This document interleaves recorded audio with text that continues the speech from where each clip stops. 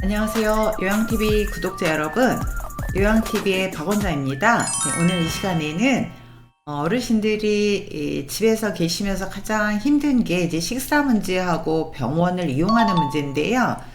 특히 이제 우리나라 지금 현재 노인 인구가 1,000만 명이 늘어가면서 혼자 사는 독거 어르신, 또 고령의 노인 부부 이런 세대가 늘어나면서 이분들이 그 이동을 하는데도 어려움이 있고 신체 기능이 떨어지다 보니까 또 이렇게 병원을 가시기도 힘들고 또 인지 기능이 떨어지시다 보니까 의사소통에도 어려움이 있고 자, 이런 여러 가지 어려움이 이제 닥치시게 되는데요. 자, 이럴 때 의사가 집으로 찾아와서 이렇게 그 진료도 해주고 또 이런 치료도 해주는 이런 재택 의료 서비스가 계속 확대가 되고 있습니다. 작년에 이어 올해 2차 시범 사업을 하는데, 자, 그래서 장기형 수급자를 대상으로 해서 병원에서 집으로 찾아가는 서비스에 대해서 좀 더 자세히 보도록 해볼까요? 자, 올해 2차 시범 사업을 추가 선정 완료를 해서 발표를 했는데요. 장교양 수급 대상 재택 의료 서비스가 3월부터 전국 72개 시군구로 확대가 돼서 지금 현재 95개 이런 병의원에서 재택 의료 서비스가 제공이 가능하다는 겁니다.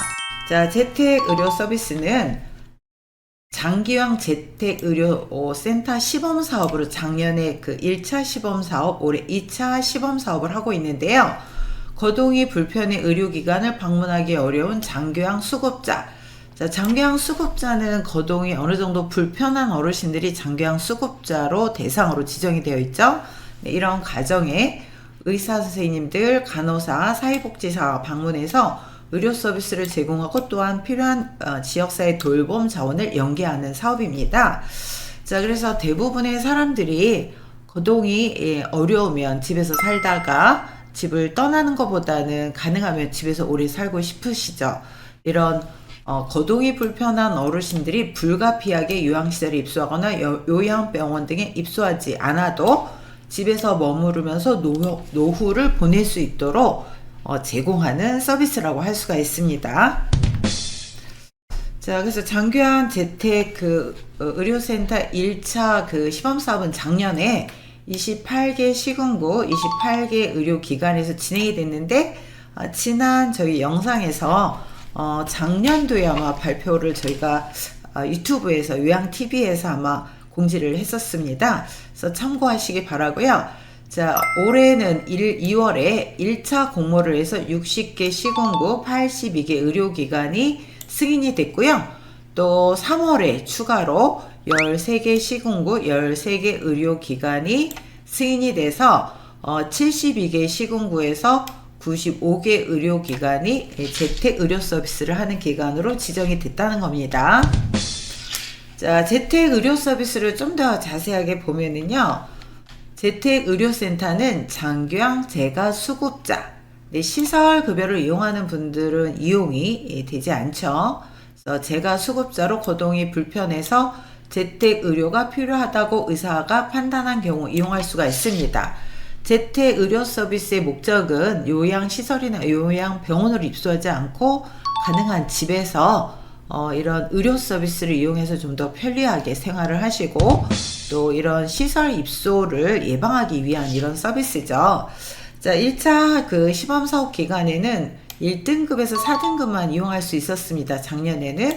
네, 올해는 5등급 인지지원 등급까지 해서 수급자 전체 등급으로 확대해서 특히 치매로 병원 방문이 어려운 경우에도 집에서 의료 서비스를 받을 수 있도록 이렇게 되어 있는 게 특징입니다. 추진 배경을 좀 더 자세하게 보면은요, 지역사회 계속 거주 지원을 목표로 또 장교양 재가 수급자의 의료적 욕구를 고려한 이런 의료나 요양 연계 시범 사업을 하는 거죠. 그래서 의료와 요양이 연계된 시범 사업입니다. 자, 저희 요양을 받으신 어르신들이 대부분 거동이 약간은 불편하시거나 또 중증화된 분들이 많이 있는데 수발도 중요하지만 의료 서비스가 항상 문제였죠. 요양보호사님들이 매번 모시고 갈 수도 없고, 네. 자, 그래서 요양보호사님들이 모시고 다니시기는 하지만 또한 요런 다른 또 서비스를 제공을 해야 되기 때문에, 네, 의사나 간호사나 사회복지사가 이렇게 팀 단위로 어르신 댁을 방문해서 어르신에게 의료 서비스를 전문적으로 연계하는 서비스가 훨씬 더 바람직하겠죠. 자, 장교양 재택 의료센터 2차 시범 사업을 하고 있고, 전국에 72개 시군구에서 95개 기관이 지금 시범 사업을 하고 있다는 것을 말씀드리고 있습니다.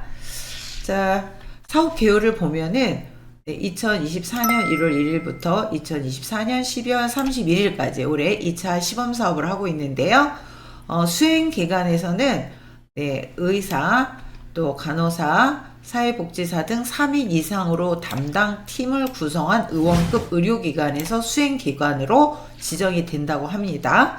자, 그렇지만 공공의료의 역할 수행을 주목적으로 지방의 의료원, 보건소, 보건의료원, 보건지소 등도 참여가 가능하다고 합니다.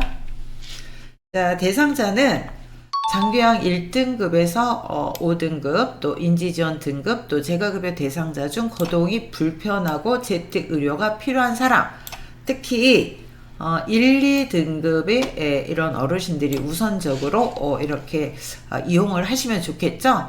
그래서 의사가 판단한 경우 이렇게 그 장교양 재택의료센터 시범사업을 이용하실 수가 있고요. 자, 여기서 중요한 거는 요양시설 등에 입소해서 시설급여를 이용 중인 노인은 제외가 된다는 겁니다.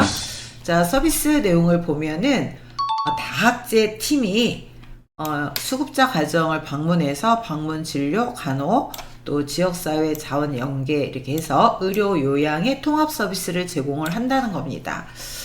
좀 더 자세하게 그 서비스 내용을 보면요. 의사 선생님들은 월 1회, 또 간호사는 월 2회 이상, 또 사회복지사가 지속적으로 지역사회 자원과 연계하면서 방문을 한다는 내용인데요.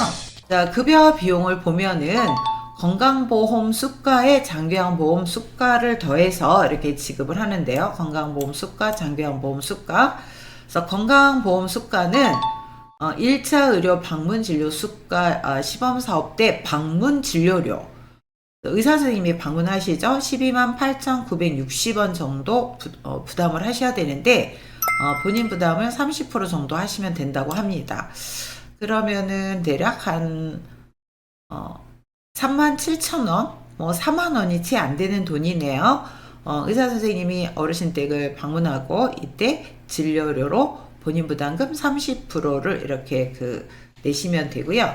또 2차적으로 장기 요양에서는 의사가 월 1회, 의사 선생님이 월 1회, 또 간호사가 월 2회 이상 이렇게 방문을 하는데 월 14만원 정도 부담을 되는데 이것도 본인 부담금이 없다고 합니다. 또 간호사는 월 최대 2회에서 3회, 최대 3회까지 방문이 가능한데 이때 그 비용이 1회당 51,110원 이렇게 지급이 되는데 본인 부담금이 15%, 대략 1회당 자비 부담이 7,667원, 8,000원이 채 안 되네요. 그래서 3회를 최대로 방문했을 때 23,000원 정도 월간 이렇게 부담을 하시면 된다고 합니다.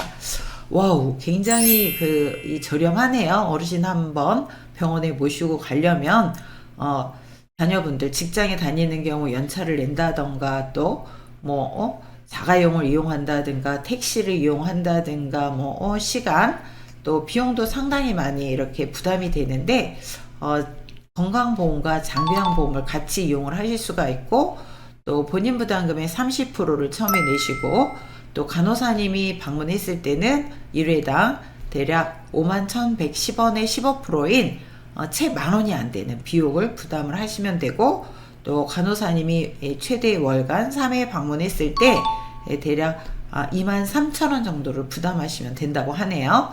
또 사회복지사님이 6개월 이상 이제 계속 지속 관리를 하시게 되는데요. 이럴 때 6만원을 지급을 하는데 이거는 돈으로 지급하는 게 아니라 사회복지사님이 아마 활동비를 지급을 해주는 것 같습니다. 그리고 본인 부담금은 없다는 거죠. 그래서 의사 선생님이 처음에 방문했을 때 본인 부담금이 대략 30%, 4만원이 채 안 되는 돈이고요. 또 월 1회 의사, 간호사 선생님들이 방문을 했을 때 본인 부담금 없으시고요. 간호사가 별도로 방문했을 때 1회당 8,000원 돈, 7,667원, 또 월간 3회 방문했을 때는 23,000원 정도 부담이 된다는 겁니다. 사회복지사님들은 맞춤형 사례 관리를 하고 또 지속적으로 지역의 자원과 연계하면서 이렇게 6개월간 관리를 하는데 본인 부담금이 없으시다고 합니다. 자, 장규양 재택의료센터 운영 그 기관의 리스트를 지금 보여드리고 있는데요. 서울에 각 구마다 있는데 아직 뭐 구마다 있는 데도 있고 없는 데도 많습니다. 참고로 저희 광진구는 재택의료센터가 없네요. 광진구, 성동구, 동대문구 저 인접 지역들이 거의 없네요. 그래서 뭐 노원구나 중랑구는 있는데 좀 아쉽습니다. 네, 2차 시범 사업이 끝나고 나면 뭐 전국 시군구 단위로 다 동단위로 설치가 될 걸로 예상을 하고 있고요. 빨리 의사 선생님들이 좀 파업을 접으시고 뭐 이렇게 각 동 단위로 설치가 돼서 저희 어르신들이 집에서 좀 더 편리하게 의료 서비스를 이용하실 수 있으면 좋겠습니다. 자, 다음에 보면은 또 서울 지역, 그 다음에 경기 지역, 그 다음에 각 지자체 지역별로 이렇게 지금 리스트를 보여드리고 있는데요. 음영으로 처리된 그 기관은 올해 3월부터 신규로 지정이 된 기관이라고 합니다. 여러분들 리스트가 이제 스마트폰으로 보니까 잘 안 보이실 텐데요. 제가 요 아래 하단 댓글에 장규양 재택의료센터 운영 의료기관을 또 리스트를 남겨놓도록 하겠습니다.